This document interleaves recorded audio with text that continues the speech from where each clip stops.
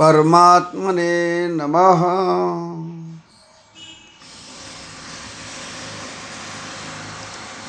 परात्पर परमात्मा को कोटशाह नमन करते हुए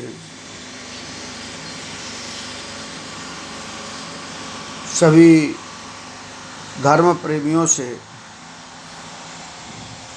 विनम्र आग्रह है, निवेदन है कि श्री हनुमान सत्संग धाम श्री हरि अवतार दर्शन पीठ कृष्णा विहार ग्वालियर मध्य प्रदेश के तत्वाधान में ब्रह्म विद्या योग पीठ गुरु गद्दी के द्वारा दैहिक दैविक भौतिक ताप निदान व जिज्ञासा समाधान का कार्यक्रम किया जाता है।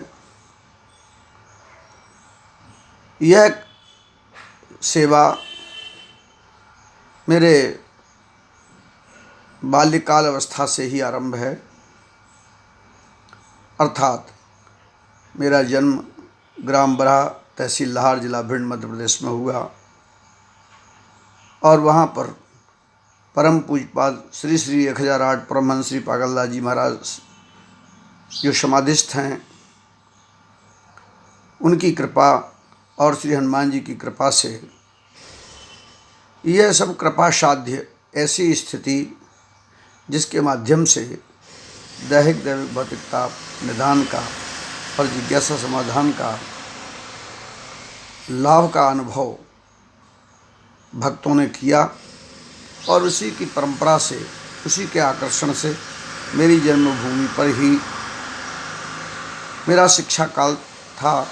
इसलिए केवल पूर्णमासी को सुनिश्चित किया गया और प्रति पूर्णमासी वहाँ मेला लगाया कर, मेला का स्वरूप देकर और मंदिर पर सेवा का कार्य आरंभ किया गया। लोगों की अच्छी अनुभूति रही और मैं समझता हूँ आज से लगभग 60 वर्ष पूर्व, 55 वर्ष पूर्व और 50 साल पूर्व के वे सभी लोग इसके लिए सिद्धहस्त हैं, अनुभूति प्रयोग वाले लोग हैं। कालांतर में वहाँ पर 1985 में श्री हनुमंत निवास का निर्माण कराया गया, जो मेरे पूर्वजों का पूर्व से स्थान श्री श्री 1008 श्री हिंगोटा वाले महाराज, हमारे पूर्वजों का वह स्थान। वास्तव में हम लोग वाराणसी के निवासी काशी पीठाधीश्वर के चरणानुरागी भगवान विश्वनाथ के कृपा पात्र हमारे पूर्वज रहे और तदुपरांत ऐसी हम लोगों को जो जानकारी है उसके अनुसार लाहार आ गए और लाहार से हमारे पिताजी को गोदी नामा के तौर पर बरहा में लाया गया और इसलिए हम लोग बरहा के निवासी कहलाते हैं। वास्तव में हम लोग इस प्रकार से अपने निवास की एक श्रृंखला बनाए हुए हैं। आज ग्वालियर में हम लोग निवास कर रहे हैं, लेकिन बरहा के भी निवासी ही हैं। वहाँ हमारा निजी मंदिर श्री हनुमंत निवास श्री हिंगोटा वाले महाराज का पावन तीर्थ और श्री हनुमानगढ़ी बरहा एक दिव्य पीठ है, जहाँ श्री समाधि वाले महाराज का समाधि स्थल है। मैं कहना ये चाहता हूँ कि यह कृपा साध्य गुण जो मुझे प्राप्त रहा, शिक्षा के तदुपरांत हमने इसको जानने की भी कोशिश की। उम्र बढ़ती गई, स्वयं में जिज्ञासा रही, ये सब क्यों हुआ, कैसे हुआ, क्या होता है, और हमने अध्ययन भी किया है। मुझे उपाधियाँ भी मिली हैं, लेकिन वे सब अहंकार का विषय होती हैं, इसलिए हम उनका जिक्र यहाँ नहीं करेंगे। वास्तव में यहाँ श्री हनुमान सत्संग धाम की स्थापना की, श्री हरि अवतार दर्शन पीठ का पावन पीठ बनाया गया, जहाँ श्री हरि के 24 अवतारों की प्राण प्रतिष्ठा है। 9 दुर्गा हैं, 3 महाशक्तियाँ हैं, आदिशक्ति आह्लादनी भगवती हैं, सप्तऋषि मंडल हैं, हमारे श्री श्री 1008 परम श्री पागलदास जी महाराज समाधि वाले बरहा वाले की भी प्राण प्रतिष्ठा प्रतिमा के साथ की गई है। हनुमान जी श्री मंगल मूर्ति मारुति नंदन का दिव्य शक्तिपीठ है। यहाँ पर भी वही सब लाभ लगातार लोगों को मिलता रहा। हमारी सेवा के भारतवर्ष में अनेक स्थान हैं, 11 स्थान हैं जहाँ हम यह सब सेवाएं संचालित करते रहते हैं और 11 संगठन भी बनाए गए, 101 सेवा प्रकल्प संचालित हैं। उन्हीं के अंतर्गत ब्रह्म विद्या के लिए भी हमारा प्रयास रहा कि यह हमें भले ही कृपा साध्य है, लेकिन उन्हीं की कृपा से हम इसको साधना साध्य की दृष्टि से देखें। तो इसके लिए हमारा एक प्रयास रहा और हमने भारतवर्ष में ऐसे बहुत लोग हैं, मैं किसी का नाम नहीं लूँगा क्योंकि किसी का कोई एक गुरु नहीं होता है। वास्तव में जब व्यक्ति अपना कोई काम करता है तो सच यही है कि उसके साथ अनेक प्रकार की शक्तियाँ, अनेक प्रकार का समन्वय, अनेक प्रकार की विचारधाराएं सम्मिलित उसके जीवन में होती हैं और अनेक गुरुओं का योगदान उसके जीवन को आगे बढ़ाने में होता है। इसीलिए जैसे मेरे जीवन में भी मैं विज्ञान का छात्र रहा, कला का छात्र रहा, ज्योतिष भी मेरा विषय रहा, संगीत भी मेरा विषय रहा और तकनीकी शिक्षा के माध्यम से हमने अपने जीवन को भी अग्रसर किया। शिक्षा जगत में मैंने शिक्षा विभाग में जो है सेवा की है। मैं कहना चाहता हूँ इस प्रकार के अनेक अनुभवों के साथ मेरी आज की उम्र 75 वर्ष से ऊपर है। मैं कहना चाहता हूँ कि इस प्रकार से योगदान की दृष्टि से हमेशा समन्वयात्मक भारतीय संस्कृति रही है, सामंजस्यपूर्ण योगदान रहा है। गुरु परंपरा भारत की ही धरती है जहाँ पर गुरु परंपरा के माध्यम से ज्ञान का आदान प्रदान होता रहा है। इसीलिए माता गुरु और उससे भी पहले अनंत काल से जो सच्चा गुरु तो वह है ज्ञान, क्योंकि ज्ञान कभी भी शरीर में तब होगा जब आत्मा होगी, ब्रह्म होगा। अगर आत्मा और ब्रह्म नहीं है तो कोई गुरु कुछ नहीं कर सकता, मुर्दे को कोई नहीं सिखा सकता। संस्कार तो मिट्टी में भी आते हैं, इसीलिए जाति परंपरा पर भरोसा करते हैं लोग कि एक मिट्टी भी जो है वो मिट्टी में भी कर्म संस्कार पैदा हो जाते हैं। इसलिए निरंतर जो एक ही प्रकार के कर्म को करते रहे तो उनकी एक जाति व्यवस्था के गुण भी, धर्म भी उनके भीतर आ जाता रहा है। मैं कहना चाहता हूँ इस प्रकार से मैं अपने आप को एक गुरु तो केवल मैं चूँकि टीचर था, शिक्षक था, इसलिए लोग मुझसे गुरु भी कहने लगे। हमारे गांव में संतोष महाराज किया कहा करते थे, संतोष गुरु जी कहने लगे। ये सब उपाधियां हैं। मैं ये कहना चाहता हूँ कि इस प्रकार से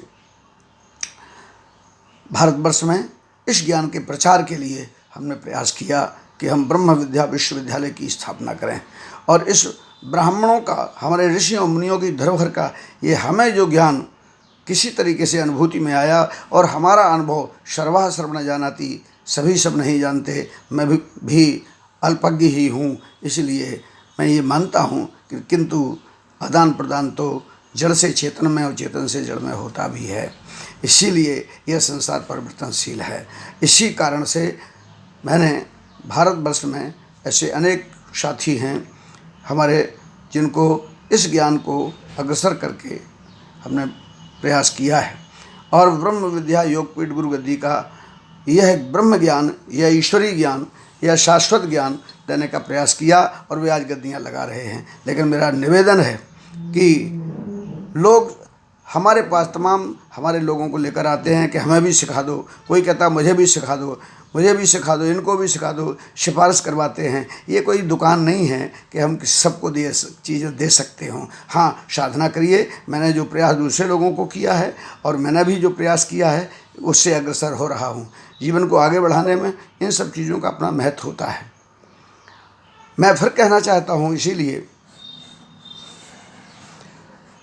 मैं पुनः एक बार यह कहना चाहता हूँ कि बहुत सारे लोग हमारे अनेक साथियों से सिफारिश लगवाते हैं, गुरु जी से कह दो कि हमें भी सिखा दें पर्ची लिखना। गुरु जी से कह दो, उन्होंने बहुत सारे लोगों को, भारतवर्ष में ऐसे अनेक लोग हैं, अनेक सरकार के नाम से जाने जाते हैं, कोई किसी के नाम से जाने जाते हैं, उनको सिखाया है, इनको सिखाया है, ऐसे उदाहरण देते हैं। लेकिन मैं कहना चाहता हूँ, मैंने किसी को नहीं सिखाया, क्योंकि सारे ज्ञान स्वयं की साधना और उपासना से ही होते हैं।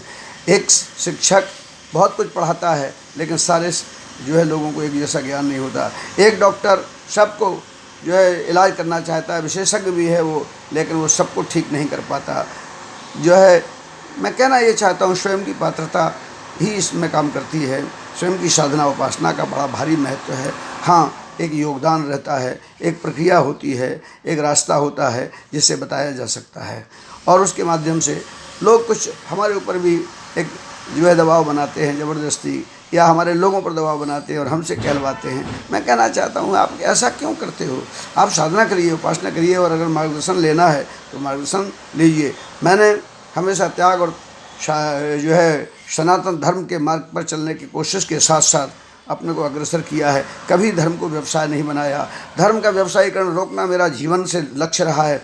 इसीलिए सदैव ही मेरी कार्यशैली में कभी भी न चंदा किया गया है, न रसीद आज तक जो है काटी गई कभी किसी की, न किसी से पूजा के नाम से, न किसी के पाठ के नाम से, किसी नाम से धन का संचय करने की प्रवृत्ति नहीं है। दान हमारे धर्म का विषय होता है, दान में आया है, और उसी से ये तमाम संगठन तो ये काम कर रहे हैं, तमाम सेवा प्रकल्प संचालित हैं। ईश्वर सब कुछ करता है। अगर ईश्वर शक्ति में भरोसा करिए, ये बड़ा कठिन विषय भी है।